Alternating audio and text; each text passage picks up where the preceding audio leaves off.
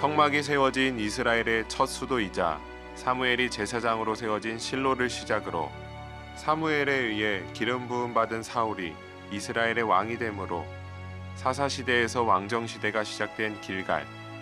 이스라엘의 작은 고을이었으나 신앙의 위대한 두 인물 예수님과 다윗이 태어난 베들레헴, 그리고 다윗과 골리앗, 그 역사적인 대결이 있었던 엘라 골짜기를 넘어 거짓말도 서슴지 않았던 고달프고 서러운 긴 도피 생활을 지나 드디어 유다 지파의 왕으로 기름 부음을 받은 헤브론, 그리고 7년 6개월간 다스린 헤브론을 떠나 다윗은 이곳 예루살렘에서 남은 여생을 통일왕국의 왕으로서 이스라엘 모든 지파를 다스리며 살아갑니다. 과연 다윗은 죽는 날까지 완벽하고 위대한 왕으로 이스라엘을 다스렸을까요? 예루살렘은 다윗에게 있어서 영광의 장소이기도 하고 치욕의 장소이기도 하고 회복의 장소라는 생각이 듭니다. 다윗이 하나님 앞에 범죄하게 된 게 황혼역해 밧세바의 목욕하는 모습을 봤을 것 같은데, 아마 이때 다윗의 나이가 대략 한 45세 정도, 중년의 나이, 중년의 위기에 처했을 때 같아요. 다윗이 전쟁에 나가지 않은 것으로 봐서는 굉장히 이제 안정이 되어서 본인이 전쟁에 나가지 않아도 된다고 생각했을 때, 가장 안정됐을 때 그에게 찾아온 죄, 치욕의 순간을 맞이하게 되죠. 그런 생각이 들어요. 우리의 인생의 가장 평안한 때가 가장 위험한 때일 수 있고, 다윗의 인생을 통해서 보는 것처럼 그의 인생의 위기, 피난 시절이 하나님과 가장 가까운 시절이었다는 생각이 들어요. 이건 좀 우리에게 좀 필요한 지식일 것 같은데, 구별이 좀 필요할 것 같아요. 다윗성이라고도 얘기를 하고 시온성이라고도 얘기를 하고 예루살렘이라도 이야기를 하는데, 요 셋의 차이를 좀 알려주세요. 현재 예루살렘이라고 한다면 옛성을 기준으로 해서 확장된 성을 오늘날 이제 예루살렘 성이라고 하고요. 다윗성은 지금 저쪽 아래에 있는 비탈길 언덕의 한 성이 다윗성입니다. 오늘날 사람들이 부르는 시온성이라고 하는 그 지역은 지금 제가 설명하고 있는 바로 이곳 언덕이 되겠습니다. 다윗성 당시에는 예루살렘이 존재하지 않았죠. 네, 맞습니다. 그렇죠. 그러니까 우리가 아는 것처럼 다윗이 성전을 짓고 싶었지만 이제 그의 아들 솔로몬에게 의해서 지어졌던 성전이 예루살렘이고, 그 당시에 다윗성은 예루살렘보다 훨씬 더 규모가 작은 다윗의 성을 이야기하는 거죠. 그런데 의미적인 측면에서 보면 다윗성, 예루살렘, 또 시온성이 비슷한 의미로 쓰여질 수는 있을 것 같아요. 네. 다윗의 치욕과 영광이 이곳에 같이 한다라고 이야기를 했는데, 다윗은 이제 헤브론에서 7년 6개월 만에 이제 왕이 되어서 이제 다윗성으로 오게 되잖아요. 네, 맞습니다. 영광의 순간 가운데 다윗은 범죄했고, 그 범죄에 대한 혹독한 대가를 치르게 되죠. 바로 이제 밧세바를 범한 지 얼마 되지 않아서 나단 선지자에 의해서 이제 죄를 지적받은 다윗이 통에 자복하면서 울게 되는데요. 그럼에도 불구하고 하나님께서 그 죄악에 대해서 심판을 하시기로 작정하셨습니다. 다윗이 가장 아끼고 사랑했었던 셋째 아들 압살롬이 바로 다윗을 반역하는 그런 상황에 놓이게 된 겁니다. 다윗은 여기서 범죄하고 다시 다윗성에서부터 쫓겨나게 되죠. 다시 이제 돌아와서 회복시켜주는. 쭉 다윗의 이야기를 통해 보니까 동일한 장소에서 영광과 또 수치, 또 하나님의 버리심과 택하심이 함께했던 것처럼 다윗에게 있어도 이 다윗성 예루살렘은 동일한 의미를 가지고 있는 것 같아요. 여러분들의 삶의 예루살렘, 여러분들의 삶의 다윗성, 그것이 치욕의 자리일 수도 있어요. 그런데 하나님께서 회복시키시는 그런 능력을 믿으면서 다윗의 이야기를 마감했으면 좋을 것 같습니다. 여러분들 눈에 보이는 이 다윗성, 예루살렘, 시온성, 그리고 이 도시를 바라보며 다윗의 인생을 다시 한번 생각하고, 또 우리는 어떻게 살아야 할까를 생각했으면 좋겠습니다. 인생 가운데 수많은 위기와 흔들림이 있었지만 중심이 있어 오뚜기처럼 일어섰던 사람, 그래서 지금의 우리들에게도 하나님의 마음에 합한 자로 기억되는 사람. 오늘은 유혹과 무능력 가운데 쓰러졌으나 생에 어려움이 있을 때마다 그러했듯 하나님을 향한 기도로 다시 일어섰던 다윗이 그의 긴 여정을 마무리한 예루살렘으로 떠납니다.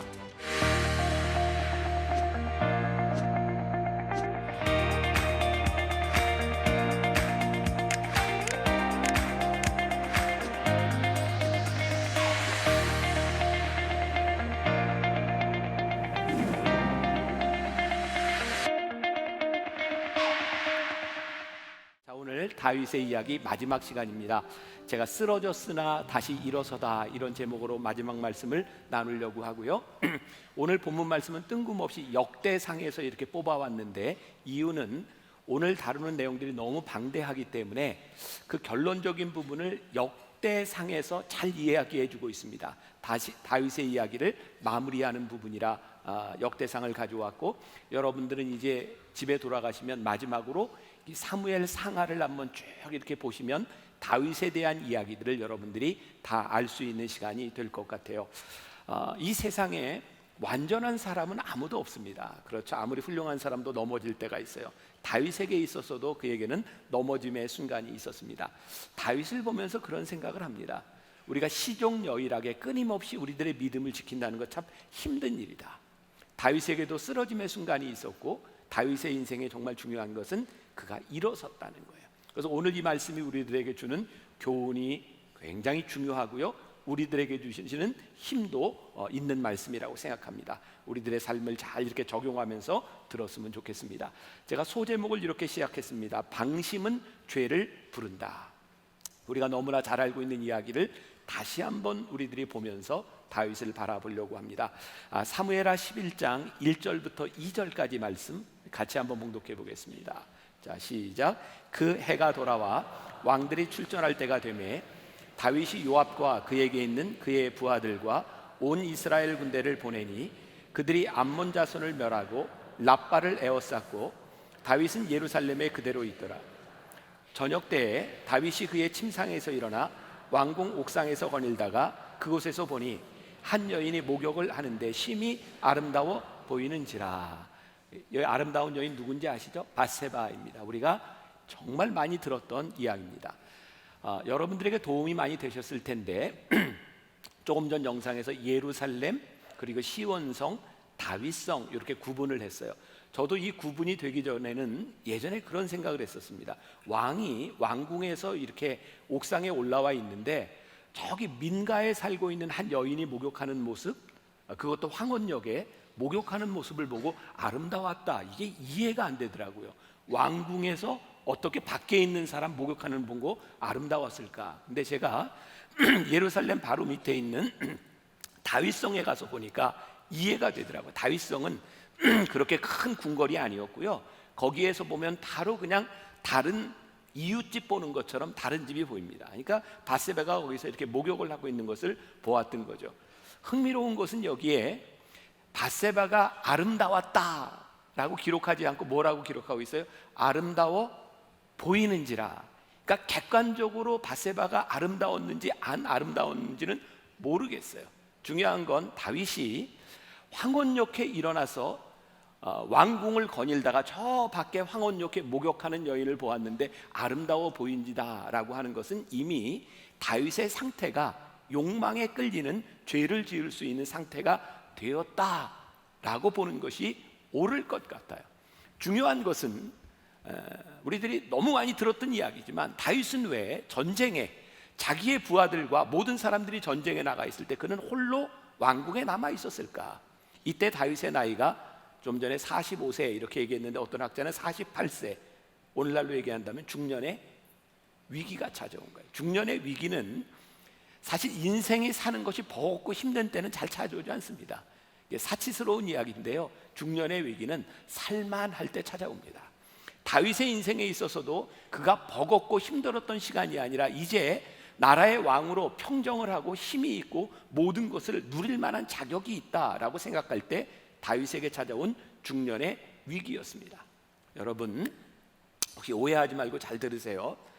다윗이 중년의 위기라고 하는 이 시기에 그가 누릴 수 있는 많은 것들이 있었어요. 하나님은 우리들이 하나님의 뜻대로 살아가며 우리들이 축복을 받은 것을 누리는 것을 원치 않는 분이 아니세요. 그러니까 여러분들에게 주시는 축복을 우리들이 누리는 것은 하나도 잘못된 것이 아닙니다. 문제는 다윗이 하나님의 축복을 누리는 때에 하나님의 낯을 피하여 하나님 마음에 들지 않는 방식으로 축복을 누렸다는 데 문제가 있습니다. 여러분 우리의 신앙을 잘 이해하십시오. 하나님이 우리들에게 주시는 축복을 어떻게 하나님의 방법으로 축복으로 만드느냐에 대한 부분이 중요한 거죠. 우린 종종 주위에서 그런 분들 많이 보지 않습니까? 아니 우리가 체험하지 않습니까? 우리 인생의 위기 가운데서 정말 하나님 앞에 간절히 기도하고 병도 낫고 하나님께서 우리들에게 물질적인 축복도 해주시고, 그런데 하나님이 축복해 주시는 그 축복을 축복으로 간직하는 것이 그렇게 쉽지 않다는데 우리들에게 문제가 있는 거죠. 지난 수년 동안 우리 한국교회에서 있었던 목회자의 일탈, 우리들의 마음을 얼마나 아프게 했어요. 그런데 우리들 소식에 들리는 그런 많은 뉴스거리들을 보세요. 정말 어렵고 힘든 개척교회 목사들이 죄를 짓는 것이 아니라 교회가 부흥하고 큰 교회, 여유 있는 교회 목회자들의 일탈, 그들의 문제들이 생기는 거죠. 이 부분에서 저도 자유로울 수가 없는 거죠. 왜? 힘들고 어려운 때는 기도하고 매어 달리는 삶을 사는데 이쯤에서 내가 누릴 수 있다라고 생각하는 순간에 우리는 얼마든지 죄의 욕망에 빠질 수 있는 가능성이 있는 거예요. 리더가 된다고 하는 것, 그것이 결코 쉬운 일이 아닌 거예요. 오늘 다윗이 죄를 범했던 밧세바, 그의 남편이 우리야라고 되어 있는데, 다윗이 그 어려운 시절을 지나갈 때 다윗을 도왔던 30명의 용사 중에 하나였던 사람이 우리야입니다. 그런데 다윗이요, 내가 이쯤 돼서는 이만큼 누릴 수 있다고 생각하는 그것으로 인하여 그의 사랑하는 부하를 죽이기까지 하게 하죠. 리더에게 있어서요, 내가 섬김이 아니라 내가 누려도 된다고 하는 누림의 눈이 돌아가기 시작할 때, 그때 우리들에게 탐욕이 들어오는 것 같아요. 여러분, 여기에서 리더라고 하는 것은 어떤 단체의 장을 이야기하는 것이 아니라 여러분들의 가정에서 엄마와 아버지로서 여러분들이 속한 곳에서 누군가에게 선한 영향력을 주는 그 리더들이 끝까지 섬김의 자리를 지키지 못한다면 우리는 다윗과 마찬가지로 얼마든지 이런 유혹과 탐욕에 빠질 수 있는 것이다. 리더의 덕목 중에 그래서 가장 중요한 것이 있다면 자신에 대한 엄격함을 놓치지 않을 때 그것은 좋은 리더가 되는 일이라고 생각해요. 요즘 우리나라가 이렇게 쫙 갈라져서 너무너무 힘든 시간들을 지나가고 있습니다. 저는 어떤 진영의 논리 이런 것보다 우리들이 정말 바라는 것, 앞으로 우리들이 기도해야 될 것이 뭐냐면, 그리고 우리의 자녀들과 여기 있는 사람들 가운데 이 나라와 이 민족을 위해 쓰임받는 사람이 나오는 리더가 된다고 하는 것은요, 엄격해야 되는 거예요. 그래서 리더가 되는 것이 쉬운 일이 아니에요. 리더의 자리에 올라가기까지 우리들이 어떻게 우리를 지키는가, 그리고 우리들이 하나님의 사람이기 때문에 우리들이 믿음으로 우리의 자리를 어떻게 지키는가, 이것이 중요한 거예요. 오늘 다윗의 이 이야기를 사람들이 이야기할 때 밧세바 신드롬이라고 얘기합니다. 밧세바 신드롬이 뭔지 아세요? 리더가 어느 날 내가 누릴 것이 있다고 생각하는 성공한 리더들의 만족감에서부터 다른 곳에 한눈을 팔 때, 그리고 다른 사물, 다른 것에 대해 내가 이만큼 열심히 일했으니 내가 충분히 누릴 만한 특권이 있다고 생각할 때, 나는 괜찮다고 생각할 때, 나는 통제력이 있고 나는 조직력이 있다고 근거 없는 자신감이 우리들에게 찾아올 때, 우리는 누구나 다윗처럼 이런 어려운 시간들을 지나갈 수 있는 거예요.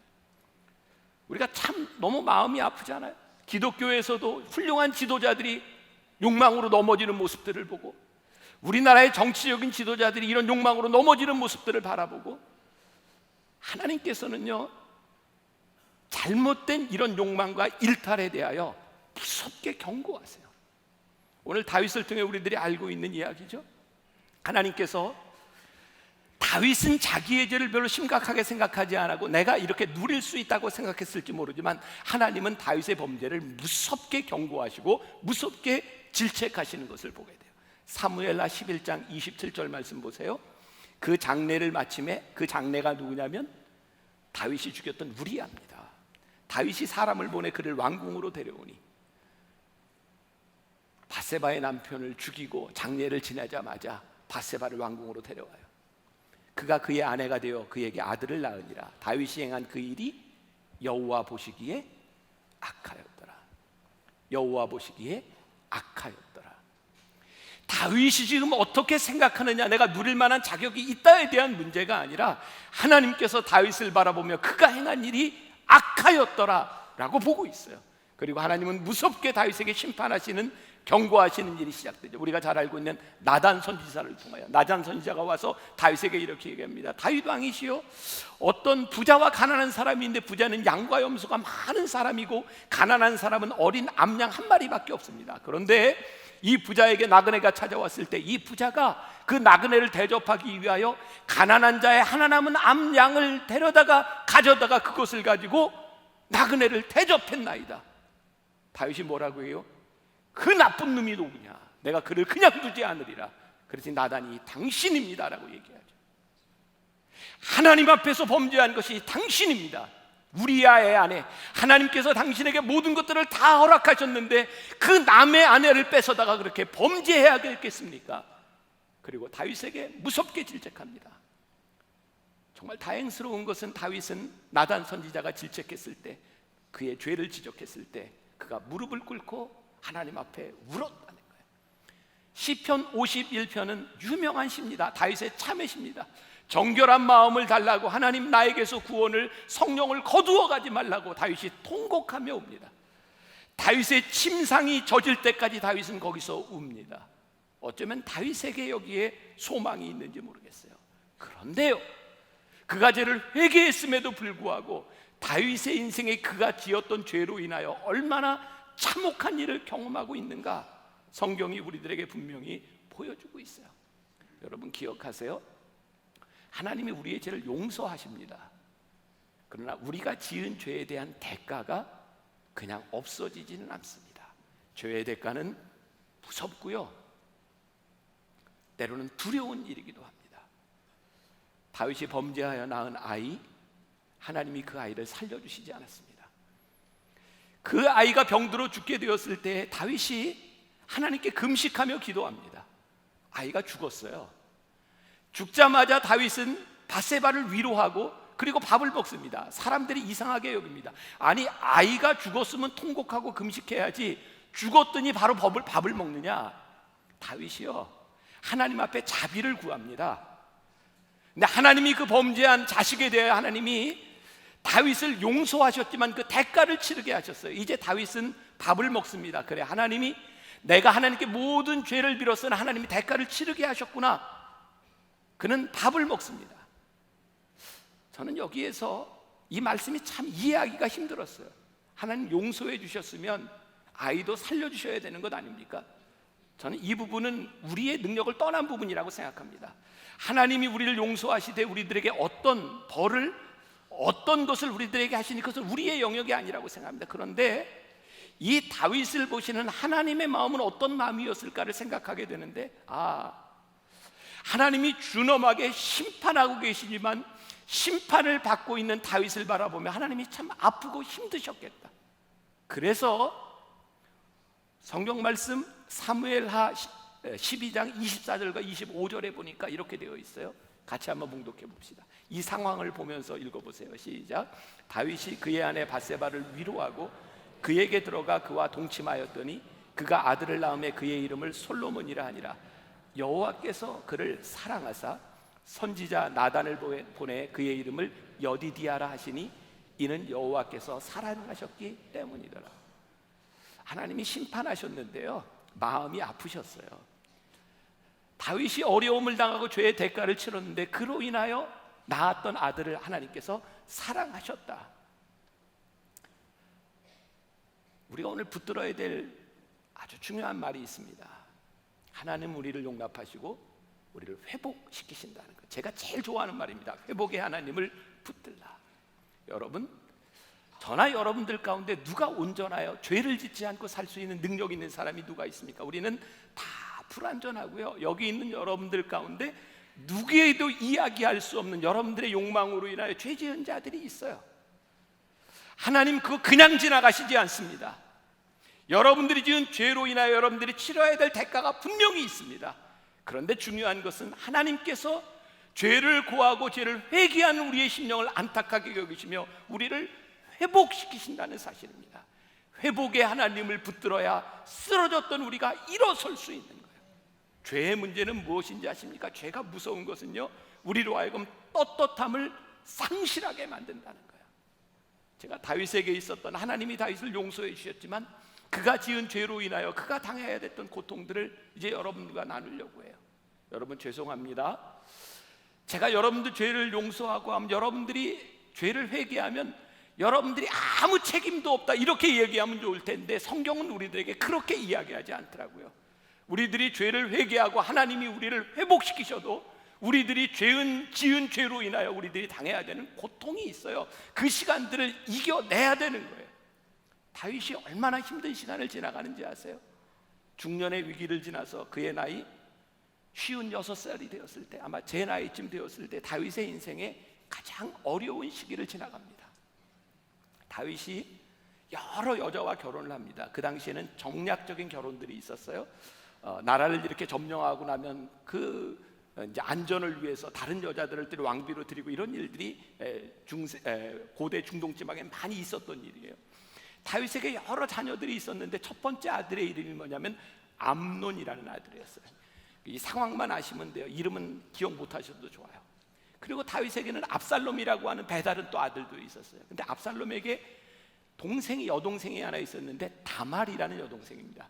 첫째 아들 암논이 배다른 누이 다말을 사랑합니다. 연모합니다. 기회를 엿보고 하다가 결국은 안 되니까 성폭행했어요. 다말은 이제 성폭행을 당하고 나서 그의 오라비가 자기를 데리고 살 줄 알았는데 그 오라비가 자기의 욕망을 채우고 나서 그를 극히 미워하고 버립니다. 얼마나 수치스러운 일이었는지 다윗이 이 이야기를 듣습니다. 얼마나 비극적인 이야기입니까? 그런데 다윗이요, 그의 자녀들에게 일어났던 엄청난 이 죄악에 대하여 아무 소리 하지 않습니다. 그는 슬퍼했지만 자녀들을 징계하지 않았습니다. 자기 동생이 그렇게 어려움을 당한 것을 2년 동안 참고 있다가 압살롬이 그의 형 암논을 죽이는 복수를 합니다. 여러분, 다윗의 가정에 찾아온 이런 비극적인 일이 어디 있습니까? 다윗은 그때도 자녀들을 징계하지 않습니다. 왜일까요? 말씀을 보면서 우리들이 왜일까요? 이 질문을 묻는 것이 정말 중요한데, 다윗이 밧세바를 범했을 그때 이미 다말과 압살롬과 그의 자녀들은 장성에 있었습니다. 다윗이 범하는 죄를 다 보고 있었습니다. 다윗이 하나님 앞에 용서를 구하고 눈물을 흘렸지만 자녀들 앞에 죄된 모습을 보여줬던 그 다윗이 죄 짓는 자녀들을 향하여 질책하지 못합니다. 그의 가정의 비극이 얼마나 무서운 일인지 몰라요. 도덕성을 잃어버린 아버지가 도덕적으로 잘못된 자녀들을 훈육할 수 없는 것이 그 가정에 얼마나 무서운 일이었고, 이게 죄의 무서운 영향력이고 다음 세대에까지 그 죄가 이어지는 일인 거예요. 여러분 기억하십시오. 저도 이 56세, 제가 만으로 지금 56이니까 저에게 굉장히 와닿는 이야기. 우리가 하나님 앞에 범죄하면, 우리들이 하나님 앞에 잘못하면 우리들이 자녀들을 훈계할 수 없고 그것이 무서운 결과를 만들어준다는 것을 오늘 다윗을 통해서 우리들에게 보여주는 거죠. 그의 형 암논을 죽였던 압살롬을 다윗이 무척 사랑했어요. 그래서 다윗은 아무 얘기하지 못하고 압살롬을 징계하지 못하고 그냥 3년을 지나갑니다. 여러분 생각해 보세요. 그 사이에 압살롬이 얼마나 불안했겠습니까? 여러분 죄 지은 놈은요, 죄의 대가를 치르면 마음이 편한데 아무 소리도 안 하고 언제 맞을지 모르면 계속 불안한 겁니다. 그렇죠? 그런 경험 다 있으시죠? 죄를 졌으면 맞으면 끝나는데 압살롬이 불안했어요. 너무너무 힘든 시간들을 지나가고 있었어요. 다윗이 형을 죽이고 도망가 있던 압살롬을 데려옵니다. 3년 만에 왕궁으로 데려와요. 왜? 압살롬 너무 사랑했으니까. 근데 다윗이 아들을 데려다 놓고 만나지 않습니다. 그렇게 또 2년이 지나가요. 압살롬은 얼마나 힘들었을까요? 압살롬은 아버지에 대한 적개심을 가져요. 결국 압살롬은 반역을 일으키게 되죠. 자, 우리가 이 12주 동안 다윗의 이야기를 쭉 훑어오면서 보세요. 엘리 제사장의 아들 둘이 범죄함으로 인하여 이스라엘 백성이 당했던 고통, 사무엘이 대를 이었지만 그의 아들들이 범죄하고 하나님 앞에 합하지 못한 것으로 인하여 백성들이 우리에게 왕을 세워달라고 함으로 인하여 사울 왕을 세움으로 이스라엘 백성이 당했던 고통, 아버지가 자식을 훈계하지 못하면 그 일들이 얼마나 어려운 일들이 이루어지고 있는가. 오늘 이 일들이 다윗성에서 일어나는 거예요. 오늘날로 보면 예루살렘, 하나님께서 다윗을 영광스럽게 세우셨던 그 왕궁에서 다윗은 똑같이 수치스러운 일을 당하고 있어요. 저는 오늘 그런 생각을 합니다. 여러분, 하나님께서 우리를 인도하셔서 축복하셨던 그 예루살렘 축복의 동산에서 우리가 다시 수치를 경험하지 않도록 하나님 앞에 우리들이 어떻게 살아가야 되는가? 하나님 앞에 범죄한 이 가장의 우유부단함이 얼마나 가정에 무서운 일을 가져왔는가? 그래서 가장들, 남자들 하나님 앞에 철저하게 회개하셔야 되고요. 우리가 하나님 앞에 서지 못하면 우리의 가정이 무너진다고 하는 것을, 그 고통을 당해야 된다는 것을 우리들이 기억해야 돼요. 다윗의 나이 60이 되었을 때 압살롬은 나이가 29입니다. 여러분, 사울 왕이 60이 되었을 때 소년 다윗은 골리앗을 죽이고 백성들의 마음을 얻습니다. 다윗이 60이 되었을 때 29살 난 압살롬이 아버지를 대신하여 백성들의 마음을 얻습니다.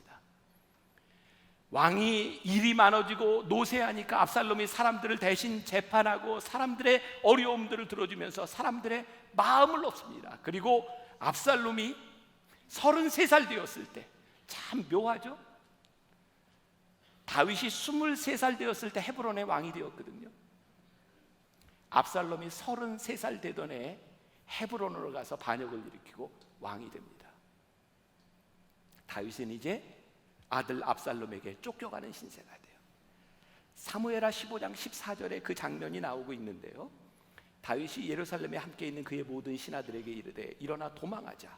그렇지 아니하면 우리 중 한 사람도 압살롬에게서 피하지 못하리라. 빨리 가자. 두렵건대 그가 우리를 급히 따라와 우리를 해하고 칼날로 성읍을 칠게 하노라.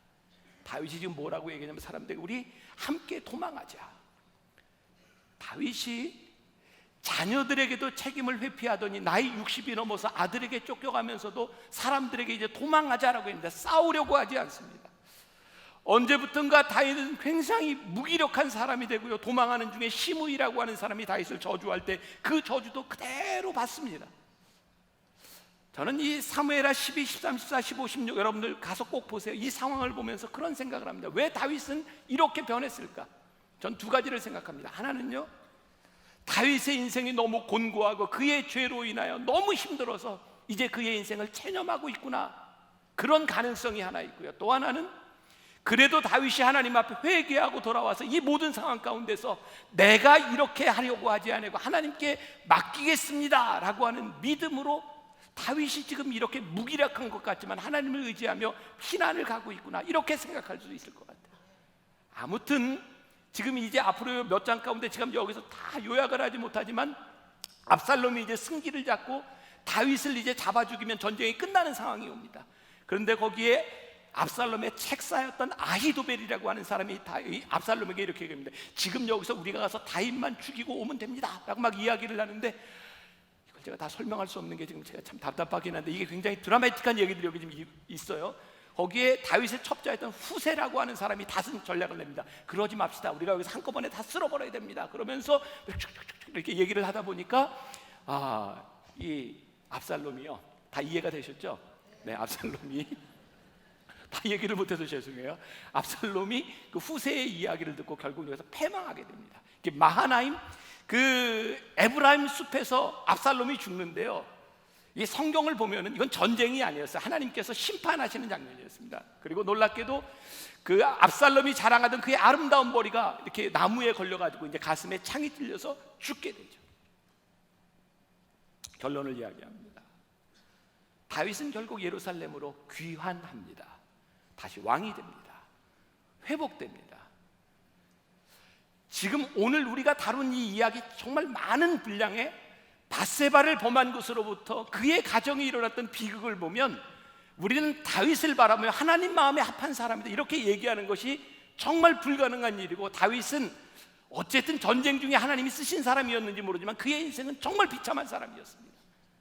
그리고 그가 예루살렘으로 귀환하게 된 것도 다 늙어서 귀환하죠. 놀라운 사실을 하나 발견합니다. 그가 하나님 마음에 합한 자로 우리들의 머릿속에 기억되는 이유는 오랜 시간 동안의 그의 어려운 시간과 모범적이지 못한 그의 삶에도 불구하고 그가 아름다운 은퇴를 했다는 거예요. 아름다운 마무리를 했다는 겁니다. 여러분 기억하십시오. 우리의 인생의 결과는요, 우리들이 하나님 앞에 어떤 인생으로 마무리하느냐에 따라 우리의 인생이 기억되고 우리의 후손들이 하나님 앞에 기억될 수 있다는 거예요. 다윗이 자기를 죽이려고 했던 압살롬 편에 섰던 사람들에게 복수하지 않습니다. 다 용서합니다.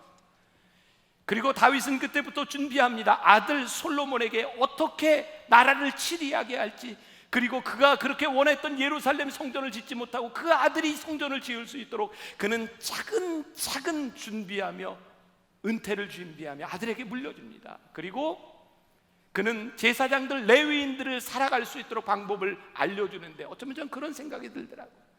그가 처음 도망자 시절에 노베에서 그를 도와줬다는 이유로 사울왕이 85명의 제사장들을 학살했던 그 일들을 생각하며 그 제사장들에게 살 길을 열어주고 다음 세대를 준비하는 모습, 그리고 오늘 우리들이 읽은 본문 말씀에 이세 아들 다윗은 온 이스라엘의 왕이 되어 해서 역대상에서 기록을 하고 있어요. 다윗은 죽습니다. 하나님께로 돌아갑니다. 우리가 누군가 죽었을 때 우리들이 그렇게 표현하죠. 잘 뉘앙스를 생각해보세요. 잘 죽었다, 잘 죽었네, 느낌이 좀 오세요? 다윗은 잘 죽었습니까? 잘 죽었습니까? 잘 죽었어요. 잘 죽었습니다.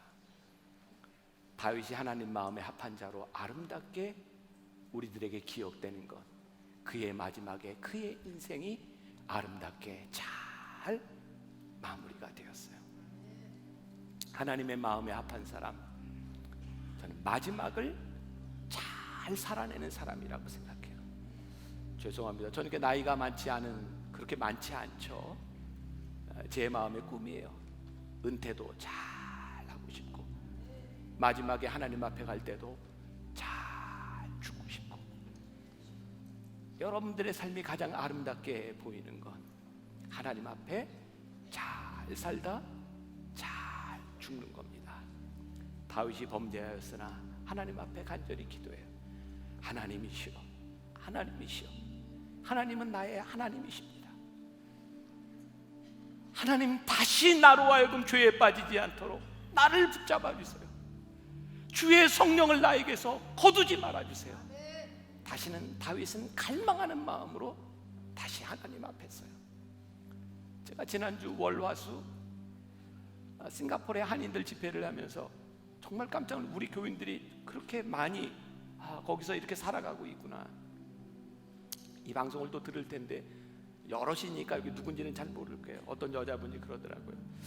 저에게 이렇게 카드를 써줬는데, 목사님, 우리 남편 온 거보다 목사님 온 게 더 기뻐요. 이러면 안 되는데, 그 남편 누군지 모르니까 괜찮아요. 되게 다른 게 아니라 그 싱가포르 동에서 그곳에 살면서 만나기 위해 예배가 너무 그리운 거예요. 그러니까 제가 갔을 때 제가 온 것에 대한 문제가 아니라 방송으로 듣던 예배를 함께 드릴 수 있다는 게 너무 기뻤다는 이야기를 해요. 저는 우리들에게 가져야 되는 갈망이 있다. 사실 우리가 너무 축복에 겨워서, 복에 겨워서 갈망하는 마음을 잃어버리고 살아가기 때문에 우리들이 쉽게 욕망에 빠져요. 그러니까 다윗이 하나님 앞에 마지막에 기도한 게 뭐냐면, 하나님이시여, 하나님이시여, 내가 여호와를 갈망하며 살아갈 수 있는 마음을 저에게서 주시고 저에게서 떠나지 마시옵소서. 그게 다윗을 마지막에 합한 사람으로 만들어줬어요. 오늘 다윗의 시리즈를 마무리합니다. 여러분들의 마음 가운데 하나님이시여, 하나님이시여, 주는 나의 하나님이십니다. 나의 몸과 마음 주를 갈망합니다. 이 고백이 여러분들의 고백이 되어서 쓰러졌으나 다시 일어서는 회복의 역사가 여러분들의 삶에 있기를 주님의 이름으로 간절히 축원합니다. 우리 함께 찬양합시다. 하나님이시여, 하나님이시여.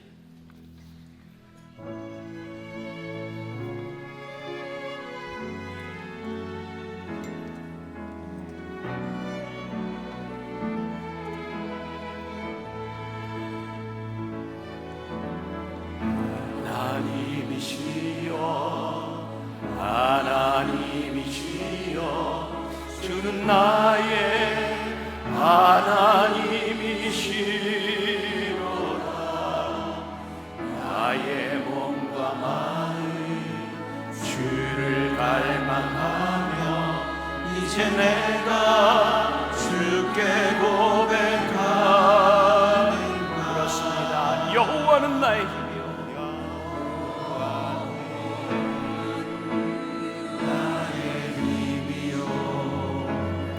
여호와는 나의 구원이시니 내가 누구를 두려워하리요.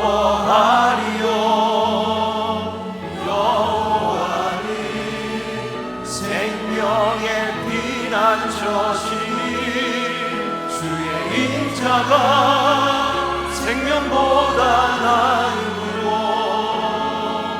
내 입술이 여호와를 찬양하리.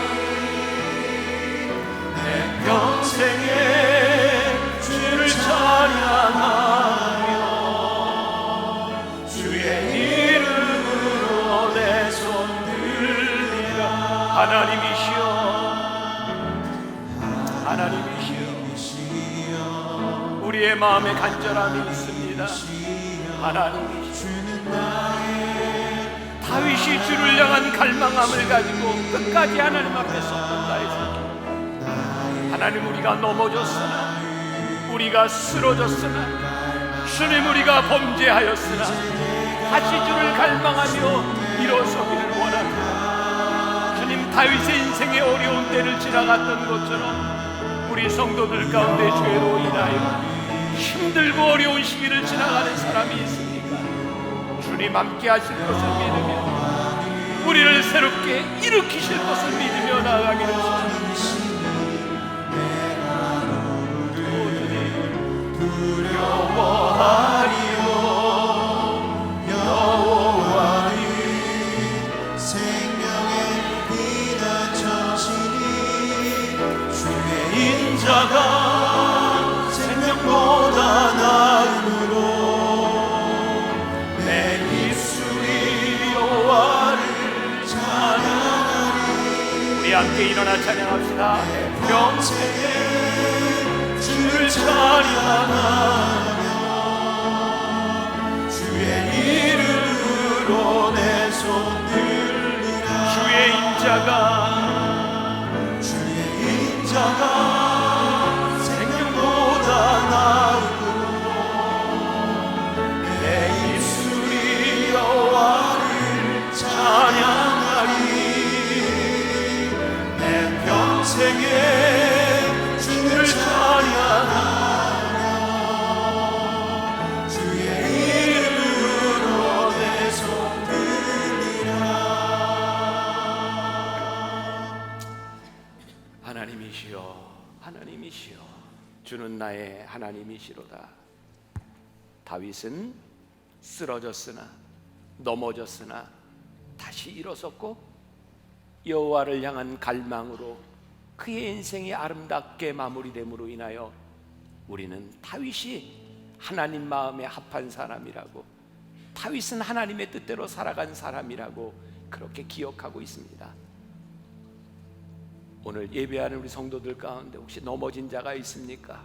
죄로 인하여 걸려 넘어진 자가 있습니까? 그 죄로 인하여 어려운 고통을 당하는 자가 있습니까? 다윗의 심정으로 기도합니다. 하나님이시여, 하나님이시여, 나를 돌아보사 주의 영이 나에게서 떠나가지 아니하도록 주의 성령을 나에게서 거두지 마시옵소서. 구원의 기쁨을 나에게서 거두지 마시옵소서. 회복되게 하여 주옵소서. 새롭게 세워주시옵소서. 지금까지 인도하신 하나님, 끝까지 잘 살아갈 수 있는 주의 백성들이 되게 하여 주옵소서. 오늘도 하나님 앞에 드려진 귀한 예물 축복하시고, 무엇보다 다음 주 우리가 교회 창립을 기념하며 이 교회를 세워주신 하나님의 이유가 무엇인지 우리가 이 땅에 나그네된 자들을 위하여 함께하며 위로하며 기뻐하는 시간을 가지려고 합니다. 우리가 함께하게 하시고 같이 기뻐하게 하시고 주의 은혜를 나누는 사람들 되게 하여 주옵소서. 지금은 우리 주 예수 그리스도의 은혜와 하나님 아버지의 무한하신 사랑과 성령의 인도하심이 쓰러졌으나 다시 일어선 다윗처럼 우리도 주의 손 붙들고 회복되어 이 세상으로 담대히 나아가기를 원하는 당신의 사랑하는 모든 백성들을 위해 지금부터 영원까지 함께 하시기를 간절히 축원하옵나이다. 아멘.